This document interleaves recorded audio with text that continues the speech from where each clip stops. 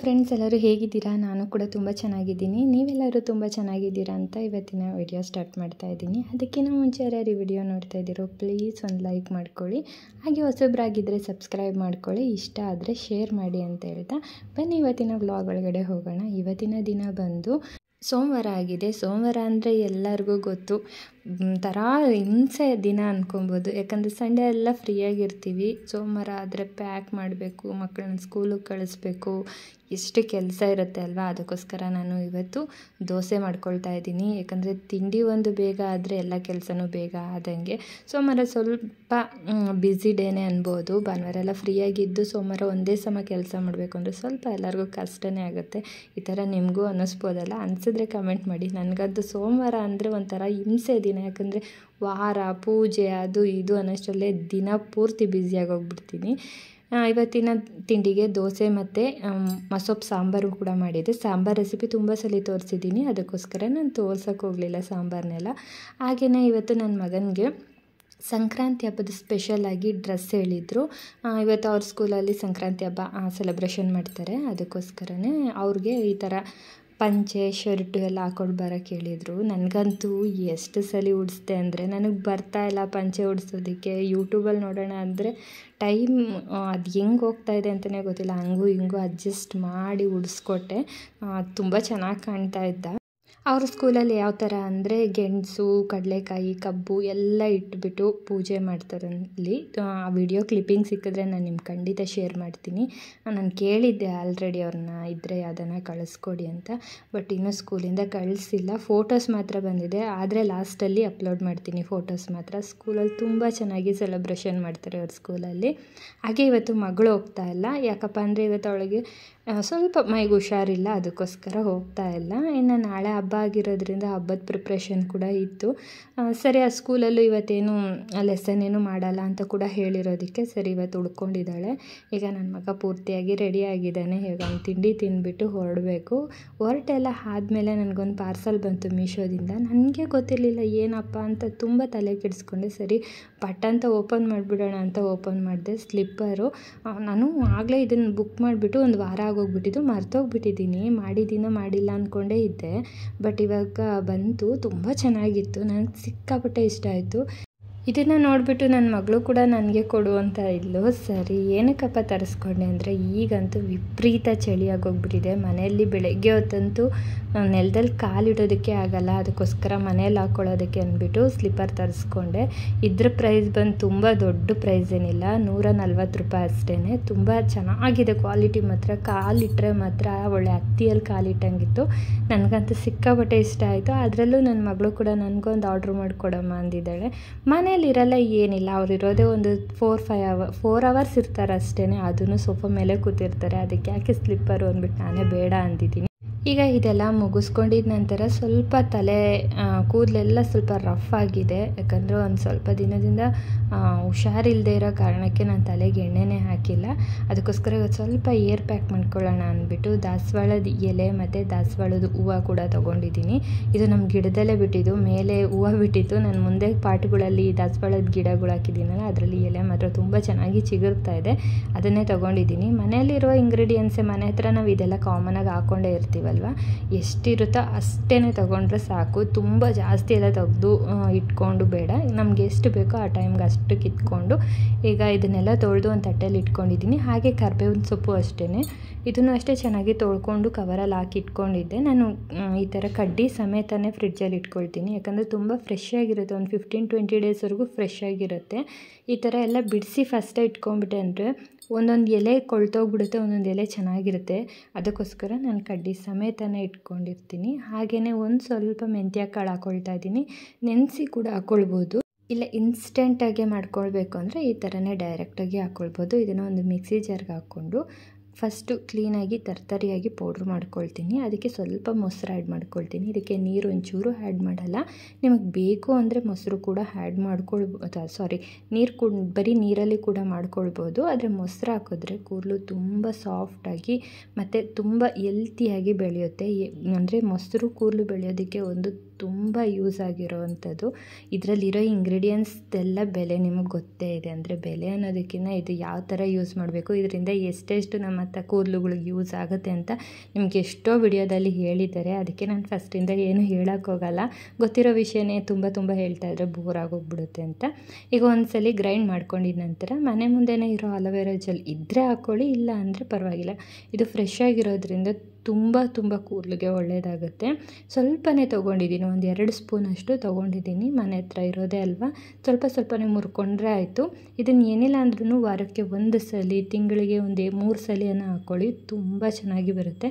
ನಾನು ಫಸ್ಟ್ ಹಾಕ್ಕೊಳ್ತಾ ಇದ್ದೆ, ಕೂದಲು ಮಾತ್ರ ಎಷ್ಟು ಚೆನ್ನಾಗಿತ್ತು ಅಂದರೆ ಕೂದಲು ಉದುರುತ್ತಾನೆ ಇರಲಿಲ್ಲ. ಈ ನಡುವೆ ಅಂತೂ ಈ ಮನೆ ಕೆಲಸ ಅದು ಇದು ಅನ್ನೋದಕ್ಕೆ ನಮ್ಮ ಮೇಲೆ ನಾವೇ ಏನೂ ಇಂಟ್ರೆಸ್ಟೇ ತೊಗೊಳ್ಳಲ್ಲ.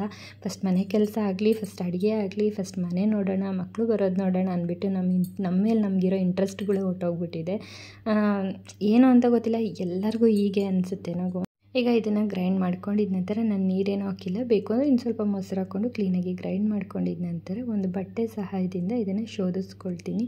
ಈ ಥರ ಮಾಡೋದ್ರಿಂದ ತಲೆಯಲ್ಲಿ ಡ್ಯಾಂಡ್ರಫ್ ಆಗೋಲ್ಲ. ಯಾಕಂದರೆ ಕೆಲವ್ರು ಹೆಂಗೆ ಅಂದರೆ ಇದು ಡೈರೆಕ್ಟಾಗಿ ಅಪ್ಲೈ ಮಾಡಿಬಿಟ್ಟು ಅದರಲ್ಲಿ ಚಿಕ್ಕ ಪುಡಿ ಅದು ಇದು ಎಲ್ಲ ಉಳ್ಕೊಂಬಿಡುತ್ತೆ, ಕ್ಲೀನಾಗಿ ತಲೆ ತೊಳೆಯೋಕ್ಕಾಗಲ್ಲ. ಅದಕ್ಕೋಸ್ಕರ ಈ ಥರ ಕ್ಲೀನಾಗಿ ಶೋಧಿಸ್ಕೊಳ್ಳಿ. ಆರಾಮಾಗಿ ಒಂದು ಚೂರೂ ಅದರದ್ದು ಒಟ್ಟಾಗಲಿ ಏನೂ ತಲೆಯಲ್ಲಿರಲ್ಲ. ಇಲ್ಲ ನಿಮಗೆ ಡೈರೆಕ್ಟಾಗಿ ಅಪ್ಲೈ ಮಾಡ್ತೀನಿ ಅಂದ್ರೂ ಕೂಡ ಅಪ್ಲೈ ಮಾಡ್ಕೊಳ್ಬೋದು. ಆದರೆ ನನಗೆ ಈ ಥರ ಶೋಧಿಸ್ಕೊಂಡು ಅಪ್ಲೈ ಮಾಡ್ಕೊಳ್ಳೋದು ತುಂಬ ಇಷ್ಟ ಆಗುತ್ತೆ. ಬೇಗ ಸ್ನಾನ ಮಾಡ್ಕೊಂಡು ಬಂದುಬಿಡ್ಬೋದು. ಬೇಗ ಅಂದರೆ ಜಾಸ್ತಿ ಹೊತ್ತು ಬಾತ್ರೂಮಲ್ಲಿ ಟೈಮ್ ಸ್ಪೆಂಡ್ ಮಾಡೋಂಗಿಲ್ಲ. ಕ್ಲೀನಾಗಿ ತಲೆ ತೊಳ್ಕೊಳ್ಳೋದು ಅನ್ನೋದು ನಾರ್ಮಲಾಗಿ ಕ್ಲೀನಾಗಿ ಶಾಂಪು ಹಾಕ್ಕೊಂಡು ತೊಳ್ಕೊಂಡ್ರೆ ಆಯಿತು. ಅದು ಡೈರೆಕ್ಟಾಗಿ ಹಚ್ಕೊಂಡ್ರೆ ಮಾತ್ರ ಕ್ಲೀನಾಗಿ ಒಂದು ಅರ್ಧ ಗಂಟೆ ಚೆನ್ನಾಗಿ ತಲೆ ತೊಳಿಬೇಕಾಗುತ್ತೆ. ಹಾಗೆಯೇ ತುಂಬ ಹೊತ್ತು ತಲೆನ ನೆನೆಸ್ಕೊಳ್ಳಬಾರ್ದು. ಅದಕ್ಕೆ ಒಂದು ಇಷ್ಟು ಟೈಮಿಂಗ್ಸ್ ಅಂತ ಇರುತ್ತೆ, ಅಷ್ಟು ಟೈಮಿಂಗ್ಸ್ ಒಳಗಡೆ ತಲೆ ನೀರು ಹಾಕ್ಕೊಂಡು ಬಂದುಬಿಡ್ಬೇಕಾಗುತ್ತೆ. ಯಾಕಂದರೆ ನಿಮಗೆ ಗೊತ್ತಿರೋಂಗೆ ಆಲ್ಮೋಸ್ಟ್ ಎಲ್ಲರಿಗೂ ಬಾಣ್ತಿರಲ್ಲಿ ಪಟ ಅಂತ ನೀರು ಇದ್ಬಿಟ್ಟು ಕರ್ಕೊಂಬಂದುಬಿಡ್ತಾರೆ. ಆ ಥರನೇ ಯಾವಾಗಲೂ ಅಷ್ಟೇ, ಜಾಸ್ತಿ ತಲೆಗೆ ನೀರನ್ನ ಹಾಕ್ಕೊಳ್ಬಾರ್ದು ಅಂತ ಹೇಳ್ತಾರಲ್ಲ, ಅದಕ್ಕೋಸ್ಕರ ನಾನು ಈ ಥರ ಯೂಸ್ ಮಾಡೋದ್ರಿಂದ ಬೇಗನೂ ಸ್ನಾನ ಮಾಡ್ಕೊಂಡು ಬರ್ಬೋದು ಅಂತ. ನನಗೆ ಸ್ವಲ್ಪ ಕೂದಲು ಮುಂದೆ ತುಂಬ ಉದುರೋ ಥರ ಆಗೋಗ್ಬಿಟ್ಟು ಸ್ವಲ್ಪ ಕೂದಲು ತೆಳ್ಳಗಾಗೋಗ್ಬಿಟ್ಟಿದೆ. ಅದಕ್ಕೋಸ್ಕರ ಇದು ಒಂದು ಒಳ್ಳೆ ರೆಮಿಡಿ. ಇದು ಮತ್ತೆ ಕೂದಲು ಬೆಳೆಯೋದಕ್ಕೆಲ್ಲ ಸಹಾಯ ಮಾಡುತ್ತೆ.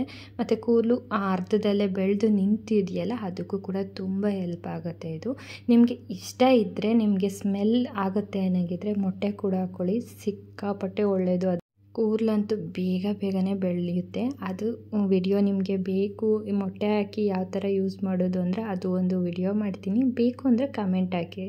ಈಗ ನೋಡಿ, ತಲೆಯಲ್ಲಿ ಅಲ್ಲಿ ಇಲ್ಲಿ ಎಲ್ಲ ಒಂಥರ ರಫ್ ಆಗಿ ಒಟ್ಟು ಥರ ಇದೆ ಅನ್ನೋದೇನೂ ಇಲ್ಲ. ಒಳ್ಳೆ ಎಣ್ಣೆ ಅಪ್ಲೈ ಮಾಡ್ದಂಗೆ ಇರುತ್ತೆ. ಒಂದು 40 ನಿಮಿಷ ಬಿಟ್ಬಿಟ್ಟು ಇದನ್ನು ಚೆನ್ನಾಗಿ ತಲೆ ತೊಳ್ಕೊಂಡ್ರೆ ಆಯಿತು. ಸ್ನಾನ ಮಾಡ್ಕೊಂಡು ಬಂದೆ. ಇವಾಗ ಕೂದಲು ತುಂಬ ಚೆನ್ನಾಗಿ ಸಾಫ್ಟಾಗಿದೆ. ನಿಮಗೆ ಗೊತ್ತಾಗ್ತಾ ಇಲ್ಲ ಅಷ್ಟೇ. ಅದು ಹೆಂಗೆ ಅಂದರೆ, ನನಗೆ ಫಸ್ಟ್ ಯಾವ ಥರ ಅಂದರೆ, ಸ್ನಾನ ಮಾಡ್ಕೊಂಡು ಈಚೆ ಬಂದರೆ ಈ ಥರ ಕೂದಲು ಒದ್ರಕೊತಾ ಇದ್ದರೆ ಕೆಳಗಡೆ ಕೂದಲು ಹಂಗೆ ಜಾರಿ ಬೀಳೋದು. ಬಟ್ ಇವತ್ತು ಸ್ನಾನ ಮಾಡ್ಕೊಂಬಂದಿದ್ದಕ್ಕೆ 1-2 ಕೂದಲು ಉದುರುತ್ತೆ, ಅದು ನಾರ್ಮಲಾಗಿ. ಬಟ್ ಕೈ ತುಂಬ ಕೂದಲು ಬರಲಿಲ್ಲ. ನಂಗೆ ಅದೇ ಖುಷಿ ಆಗ್ತಾಯಿತ್ತು. ಬಟ್ಟೆ ಮೇಲೆಲ್ಲ ಫುಲ್ಲು ಕೂದಲೇ ಇರ್ತಾಯಿತ್ತು. ಇವಾಗಂತೂ ಪರವಾಗಿಲ್ಲ. ನಾನು ಅದಕ್ಕೆ ಇದನ್ನು ಇನ್ಮೇಲೆ ಕಂಟಿನ್ಯೂ ಮಾಡೋಣ ಅಂತ ಅಂದ್ಕೊಂಡಿದ್ದೀನಿ. ಈಗ ನೋಡಿ, ಕೂದಲು ಎಷ್ಟು ಚೆನ್ನಾಗಾಗಿದೆ ಅಂದರೆ ಮೊದಲಿಗೂ ಇವಾಗೂ ಅಷ್ಟು ಚೆನ್ನಾಗಾಗಿದೆ. ಇದು ಇನ್ನೂ ಚೆನ್ನಾಗಿ ತಲೆ ಒಣಗಿದ ಮೇಲಂತೂ ಫುಲ್ಲು ನೈಸಾಗಿರುತ್ತೆ ಕೂದಲು, ಸಿಕ್ಕೊಂಚೂರು ಇರಲ್ಲ.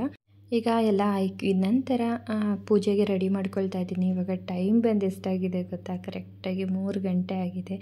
ಬೆಳಗ್ಗೆಯಿಂದ ನಿಮಗೆ ತೋರಿಸಿದ್ದು ನಾನು ಒಂದು ಸ್ವಲ್ಪ ವಿಡಿಯೋ ಅಷ್ಟೇ. ಸ್ವಲ್ಪ ಮನೆ ಕ್ಲೀನಿಂಗ್ ಇತ್ತಲ್ಲ ಹಬ್ಬದ್ದು ಅಂದ್ಬಿಟ್ಟು ಎಲ್ಲ ಮಾಡಿಕೊಂಡೆ. ಯಾಕಂದರೆ ನಿಮಗೆ ಹಿಂದಿಂದು ಕ್ರಿಸ್ಮಸ್ ಟೈಮಲ್ಲೆಲ್ಲ ತೋರಿಸಿದ್ದೀನಿ ನಾನು ಯಾವ ಥರ ಮನೆ ಕ್ಲೀನ್ ಮಾಡ್ಕೊಂಡಿದ್ದೀನಿ ಅಂತ.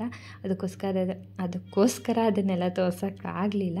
ಯಾಕಂದರೆ ತುಂಬ ಲೆಂತಿಯಾಗಿರುತ್ತೆ. ಯಾವಾಗಲೂ ಹಾಕಿದ್ದೆ ವಿಡಿಯೋ ಹಾಕ್ತಾಯಿದ್ರೆ ನಿಮಗೂ ಬೋರ್ ಆಗುತ್ತೆ ಅಲ್ವಾ, ಅದಕ್ಕೋಸ್ಕರ. ಈಗ ದೇವ್ರ ಮನೆಯೆಲ್ಲ ಕ್ಲೀನ್ ಮಾಡ್ಕೊಳ್ಳೋಕ್ಕೆ ದೇವ್ರ ಸಾಮಾನೆಲ್ಲ ತೊಳ್ಕೊಳ್ತಾ ಇದ್ದೀನಿ.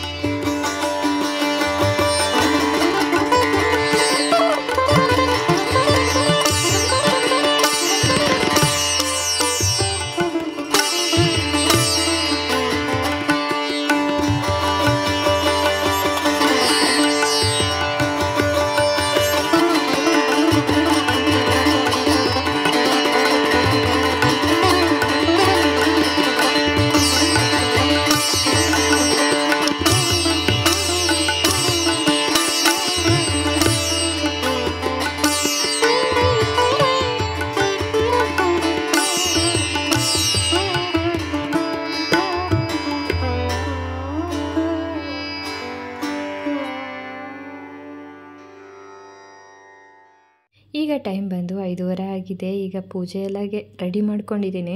ಈಗ ದೇವರಿಗೆಲ್ಲ ಹೂವು ಇಟ್ಬಿಟ್ಟು ಆನಂತರ ಬಾಗಿಲು ಮುಂದೆ ರಂಗೋಲಿನೂ ಇವತ್ತು ಹಾಕಿರಲಿಲ್ಲ, ಬೆಳಗ್ಗೆನೇ ಸಂಜೆನೇ ಹಾಕೋಣ ಅಂದ್ಕೊಂಡು ಎಲ್ಲ ರೆಡಿ ಮಾಡಿಕೊಂಡು ಇವಾಗ ದೀಪ ಹಚ್ತಾ ಇದ್ದೀನಿ. ಒಂಥರ ಇದೆಲ್ಲ ಒಂದು ಕಡೆಯಿಂದ ಮನೆ ಕ್ಲೀನ್ ಮಾಡಿಬಿಟ್ಟು ಈ ಥರ ದೀಪ ಹಚ್ಚೋದಂದ್ರೆ ಎಷ್ಟು ಖುಷಿಯಾಗಿರುತ್ತಲ್ಲ. ನಾಳೆ ಬೇರೆ ಸಂಕ್ರಾಂತಿ ಹಬ್ಬ. ನೀವು ಅಂದ್ಕೊಬೋದು ಇವತ್ತೇ ಯಾಕೆ ಕ್ಲೀನ್ ಮಾಡ್ಕೊಂಡಿದ್ದೀರಾ ಅಂತ. ಇವತ್ತು ಸೋಮವಾರ ಒಂದು ಪ್ಲಸ್ ಇನ್ನೊಂದೇನೆಂದರೆ ಪೌರ್ಣಮಿ ಆಗಿದೆ. ಅದಕ್ಕೋಸ್ಕರ ಇವತ್ತೇ ಎಲ್ಲ ರೆಡಿ ಮಾಡಿ ಇಟ್ಕೊಂಡ್ರೆ ನಾಳೆ ಹಬ್ಬಕ್ಕೆ ತುಂಬ ಈಸಿಯಾಗಿ ಪೂಜೆ ಮಾಡ್ಕೊಳ್ಬೋದು. ಅದಕ್ಕೆ ನಾನು ಜಾಸ್ತಿ ಹೂವು ಹಾಕ್ಕೊಂಡಿಲ್ಲ, ಸಿಂಪಲಾಗಿ ಒಂದೊಂದು ಹೂವು ಇಟ್ಕೊಂಡಿದ್ದೀನಿ ಎಲ್ಲದಕ್ಕೂ. ನಾಳೆ ಕ್ಲೀನಾಗಿ ಹೂವು ಹಾಕ್ಕೊಂಡು ಪೂಜೆ ಮಾಡೋಣ ಅಂದ್ಬಿಟ್ಟು.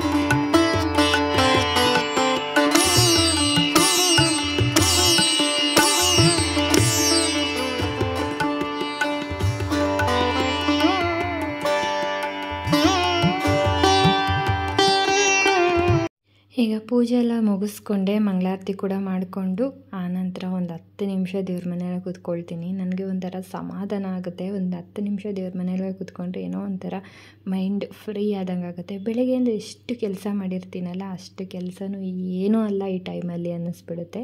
ಇದೆಲ್ಲ ಮುಗಿಸ್ಕೊಂಡಿದ್ದ ನಂತರ ನಾನು ಸ್ವಲ್ಪ ಹೊತ್ತು ಕೂತ್ಕೊಂಡು ಆಮೇಲೆ ಹಾಲ್ಗೆ ಹೋಗಿ ಕೂತ್ಕೊಂಡೆ. ಟಿ ವಿ ಏನಾನ ನೋಡೋಣ ಸ್ವಲ್ಪ ಹೊತ್ತು ಅಂತ. ಅಡುಗೆ ಏನು ಮಾಡೋ ಅವಶ್ಯಕತೆ ಇಲ್ಲ, ಸೊಪ್ಪು ಸಾಂಬಾರೆಲ್ಲ ಇತ್ತಲ್ಲ ಅದಕ್ಕೋಸ್ಕರ. ಇವಾಗ ನನ್ನ ಮಗಳಷ್ಟೊತ್ತಿಗೆ ಒಳ್ಳೆ ಕಾಫಿ ಮಾಡಿಕೊಟ್ಲು. ಯೂಟ್ಯೂಬಲ್ಲಿ ಕೆಲವೊಂದು ವೀಡಿಯೋಸ್ ನೋಡಿ ಮಾಡಿಕೊಟ್ಲು. ಸಿಕ್ಕಾಪಟ್ಟೆ ಚೆನ್ನಾಗಿತ್ತು ಇದರ ರೆಸಿಪಿ. ಖಂಡಿತವಾಗ್ಲೂ ನೆಕ್ಸ್ಟ್ ಟೈಮ್ ಯಾವಾಗನ ಮಾಡಿದಾಗ ಹಾಕ್ತೀನಿ. ತುಂಬ ಚೆನ್ನಾಗಿತ್ತು. ಒಂಥರ ಪೂಜೆ ಮಾಡಿದ್ದಕ್ಕೂ ಇದಕ್ಕೂ ಏನೋ ಒಂಥರ ಕುಡ್ದಿದ್ದಕ್ಕೂ ಫ್ರೀ ಆಯಿತು ಮೈಂಡೆಲ್ಲ. ಓಕೆ ಫ್ರೆಂಡ್ಸ್, ಇವತ್ತಿನ ವಿಡಿಯೋ ಈ ಥರ ಇತ್ತು. ಇಷ್ಟ ಆದರೆ ಪ್ಲೀಸ್ ಒಂದು ಲೈಕ್, ಶೇರ್, ಕಮೆಂಟ್ ಆಗೋ ತಪ್ತೀರಾ ಸಬ್ಸ್ಕ್ರೈಬ್ ಮಾಡ್ಕೊಳ್ಳಿ ಅಂತ ಹೇಳ್ತಾ ಮತ್ತೆ ಇನ್ನೊಂದು ಹೊಸ ವ್ಲಾಗಲ್ಲಿ ಸಿಗ್ತೀನಿ. ಅಲ್ಲಿವರೆಗೂ ಟೇಕ್ ಕೇರ್, ಬಾಯ್ ಬಾಯ್.